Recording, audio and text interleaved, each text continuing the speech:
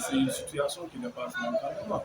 Vous savez, nous sommes à une situation de recul démocratique. Parce qu'on ne pouvait pas s'imaginer en 2023 qu'on parle de plus de 1062 détenus politiques. Donc, qui pour avoir émis une opinion, qui pour avoir manifesté son mécontentement par rapport à la marche du pays, tous ces gens-là sont aujourd'hui emprisonnés, certains sont même blessés, certains sont tués et c'est une situation que nous déplorons. Vous savez, les gens se sont précipités à dire que le parti passif est dissous. Mais entre prendre un décret et dire que définitivement le parti est recours, il y a quand même un fossé. Donc nous avons utilisé toutes les voies de recours pour que l'on puisse quand même restaurer le parti. Parce que c'est une dissolution que nous estimons que c'est injuste. Nous n'avons pas compris pourquoi, n'est-ce pas, le parti passé doit être issu. On arrête le leader, le président Ousmane Sonko. Quelques 2 heures après, on nous sort un communiqué pour dire que le parti passé est dissous. Mais au moins, quand on arrête le président Ousmane Sonko avec tout ce que l'on avait comme chef d'accusation de lui, mais quand même entre une instruction et la confirmation des accusations, il y a quand même un fossé.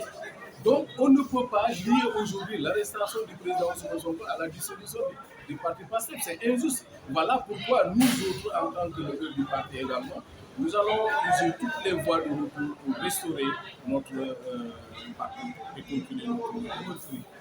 Nous sommes meurtris parce que nous pensons que le président Ousmane Sonko, il a quand même de très nobles ambitions pour développer ce pays.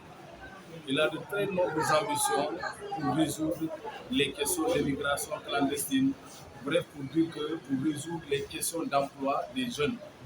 Si aujourd'hui ce leader qui, aujourd'hui, après avoir vendu toute sa vision, ses ambitions pour un Sénégal meilleur, ce dernier est aujourd'hui arrêté, bafoué de toutes ses droits et dignités, nous déplorons cela.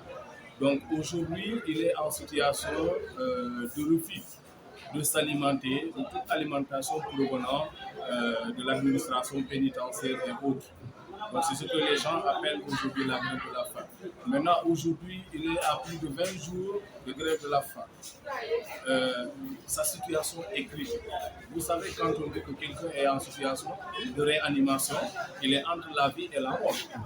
Voilà pourquoi nous appelons les autorités compétentes de ce pays à vraiment libérer le président Ousmane Sonko avant que l'irréparable ne se produise.